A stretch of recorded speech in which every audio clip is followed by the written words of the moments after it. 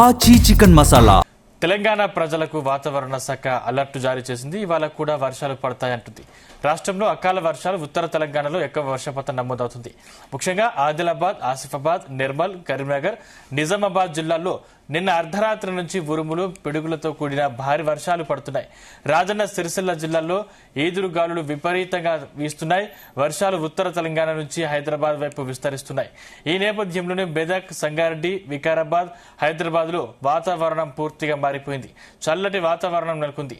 అదే సమయంలో ఉమ్మడి నల్గొండ జిల్లాలో కూడా రాబోయే 2 గంటల్లో వర్షం పడే ఛాన్స్ లో ఉన్నట్లు వాతావరణ శాఖ హెచ్చరికలు జారీ చేసింది.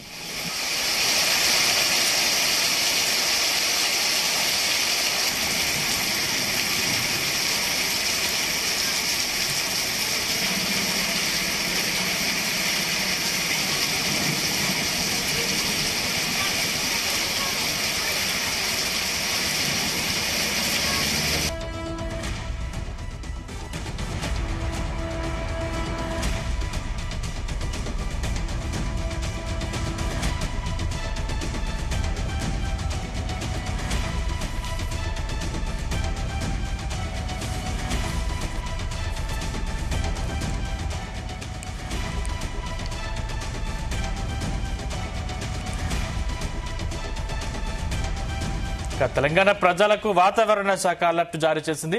ఇవాళ కూడా వర్షాలు పడతాయంటుంది. రాష్ట్రంలో అకాల వర్షాలు ఉత్తర తెలంగాణలో ఎక్కువగా వర్షపాతం నమోదవుతుంది.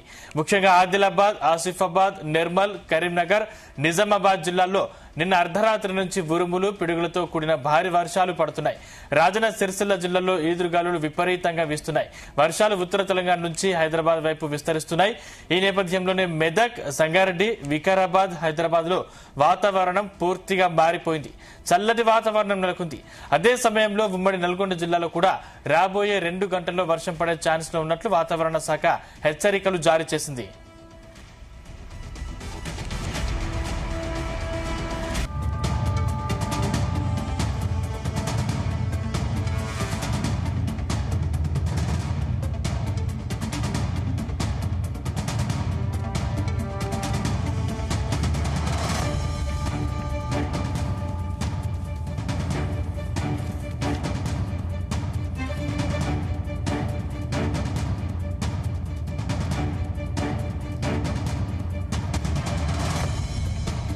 రైట్, వర్షాలకు సంబంధించిన మరింత పూర్తి సమాచారం మా ప్రతినిధి రాజు పటేల్ అందిస్తారు. రాజు Patel, good morning Sandeep.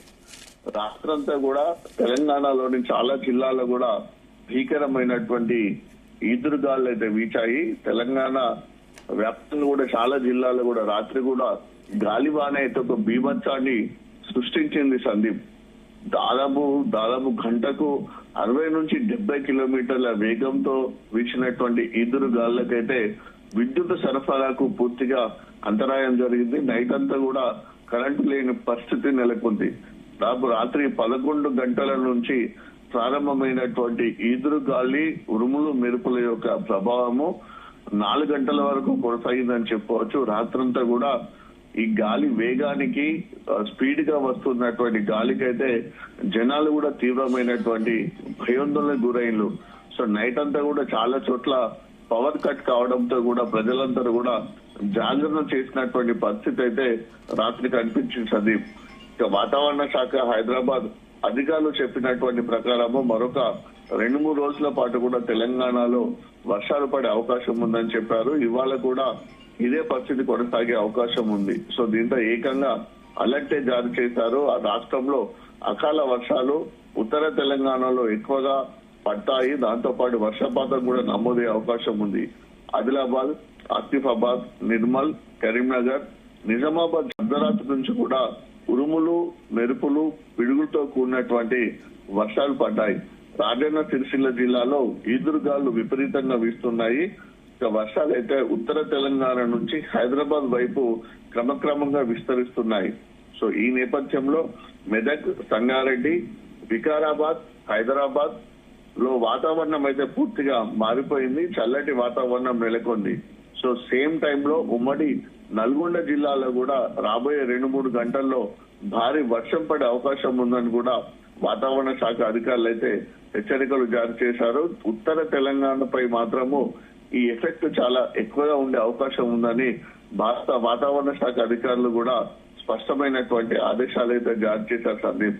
So రాత్రి మాత్రము విపరీతమైనటువంటి ఈదురుగాలు వీచాయి. ఉమ్మడి కరీంనగర్ జిల్లాలోని కరీంనగర్ గాని, పెద్దపల్లి, రాజన్న సిరిసిల్ల జిల్లాతో పాటు ఆదిలాబాద్, నిర్మల్, కొమరంభీం, ఆసిఫాబాద్, మంచిర్యాల, నిజామాబాద్, కామారెడ్డి, అలానే ఇటు భద్రాద్రి కొత్తగూడెము, జయశంకర్, భూపాల్పల్లి జిల్లా, ములుగు జిల్లాలో మాత్రము విపరీతమైనటువంటి ఎఫెక్ట్ నైట్ కనిపించిందని చెప్పవచ్చు. రాత్రి మాత్రము విపరీతమైనటువంటి గాలికి అయితే అపార్ట్మెంట్ లో ఉంటున్న వాళ్ళు కూడా ఇంత స్పీడ్ తోటి వస్తున్నటువంటి గాలికి అపార్ట్మెంట్ సైతం కింద కూలిపోతాయి అనేటువంటి ఒక భయం అయితే ప్రజల్లో నెలకొంది. సో చాలా చోట్ల కూడా భారీ భారీ వృక్షాలు కూడా నేల కొరిగిపోయాయి. విద్యుత్ స్తంభాలు కూడా కింద పడువంటి పరిస్థితి. దాంతో పాటు ఆ పూరి గుడిసెలు గాని, రేకులు కూడా కొట్టుకపోయి ఆ ప్రజలు కూడా చాలా ఇబ్బందులు పడుతున్నారు. సో గాలి బీభత్సం అయితే రాత్రి చాలా ఎక్కువగా సృష్టించింది. దీంతో విద్యుత్ సరఫరా కూడా పూర్తిగా నిలిచిపోయింది.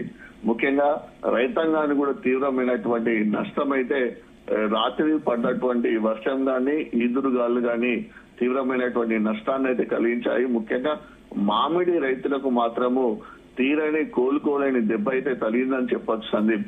ఇప్పటికే అంతంత మాత్రంగా మామిడి ఖాతా వచ్చింది ఈ సంవత్సరము. దానికి తోడు గత 10-15 రోజులకు కూడా సేమ్ ఇలాంటి అకాల వర్షంతో కూడా మామిడి రైతాంగాన్ని నష్టం జరిగింది.